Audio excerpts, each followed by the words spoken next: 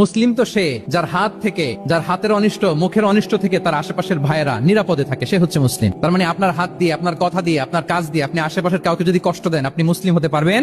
আপনি আশেপাশের কাউকে কষ্ট দিতে পারবেন না। আপনার নেইবরকে যদি আপনি কষ্ট দেন, আপনি মুসলিম হতে পারবেন না। আপনি অন্যের প্রাইভেসিতে যদি ইন্টারফেয়ার করেন, কারো প্রাইভেসি যদি ভায়োলেট করেন, আপনি ভালো মুসলিম হতে পারবেন? কারো পার্সোনাল স্পেসে যদি আপনি নাক গলান, আপনি যদি ইন্টারফেয়ার করেন, তাহলে আপনি ভালো মুসলিম হতে পারবেন না। অন্যের অধিকারের ব্যাপারে ইসলাম আমাদেরকে সচেষ্ট থাকতে বলে। ইসলাম বলে ওয়ালা তাজাসসু, খবরদার, খবরদার গোয়েন্দাগিরি করো না, কারো পার্সোনাল স্পেসে নাক ঢুকিও না।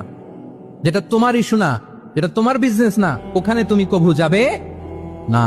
কিন্তু আমরা এগুলো ভায়োলেট করি, দেদারসে। কি বলেন? অন্যের কোনো বিষয়ে আমাদের আগ্রহ থাকে বেশি, এরকম থাকে না? এনএসসিও তে আলহামদুলিল্লাহ এরকম কেউ নাই, আছে এরকম? কার পার্সোনাল বিষয়ে আমাদের কোনো ইন্টারেস্ট আছে না নাই? হাফ হাফ হয়ে গেছে, দেখছেন? আচ্ছা, অন্যের পার্সোনাল বিষয় জানতে খুব মন চায় কার কার? দেখি হাত তুলে ফেলছে কয়েকজন। আল্লাহ হেদায়েত দেখ আমাদেরকে।